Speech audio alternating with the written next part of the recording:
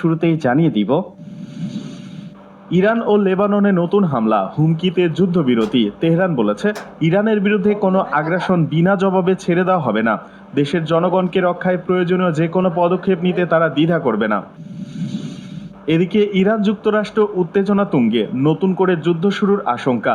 একের পর এক ফ্লাইট বাতিল করছে আন্তর্জাতিক এয়ারলাইন্স। হজ বার্তায় ইসরায়েলকে উচ্ছেদ করে দাঁত ভাঙা জবাব দেওয়ার অঙ্গীকার মোস্তফা খামিনির। যুদ্ধ থেকে বের হতে মরিয়া ট্রাম্প, ছাড় দিচ্ছে না ইরান। ইসরায়েলকে নিয়ে ট্রাম্পের আহ্বান নাকচ করল সৌদি আরব ও পাকিস্তান, দুশ্চিন্তায় ট্রাম্প।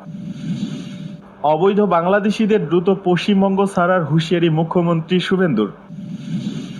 ইরান ও লেবাননে নতুন হামলা, হুমকিতে যুদ্ধবিরতি। তেহরান বলেছে, ইরানের বিরুদ্ধে কোনো আগ্রাসন বিনা জবাবে ছেড়ে দেওয়া হবে না। দেশের জনগণকে রক্ষায় প্রয়োজনীয় যে কোনো পদক্ষেপ নিতে তারা দ্বিধা করবে না।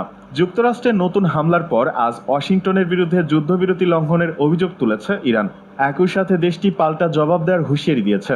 অন্যদিকে লেবাননে ইসরায়েলি বিমান হামলায় বহু মানুষের প্রাণহানি ঘটেছে। এতে সেখানে চলমান নাজুক যুদ্ধবিরতি আরও হুমকির মুখে পড়েছে। ইরানের ক্ষেপণাস্ত্র ঘাঁটি এবং মাইন পেতে থাকা নৌযান লক্ষ্য করে যুক্তরাষ্ট্রের সেন্ট্রাল কমান্ড সেনকম নতুন করে হামলার ঘোষণা দেওয়ার পর আন্তর্জাতিক বাজারে ব্রেন্ট ক্রুড তেলের দাম 3% বেশি বেড়ে যায়। এ পরিস্থিতিতে চীন উভয় পক্ষকে যুদ্ধবিরতি মেনে চলা এবং শান্তিপূর্ণ উপায়ে বিরোধ নিষ্পত্তির আহ্বান জানিয়েছে। ইরানের রাষ্ট্রীয় গণমাধ্যম জানায়, মঙ্গলবার রাতে হরমুজ প্রণালীর কাছাকাছি দক্ষিণাঞ্চলে বন্দর নগরী বন্দর আব্বাসে বিস্ফোরণের ঘটনা ঘটেছে।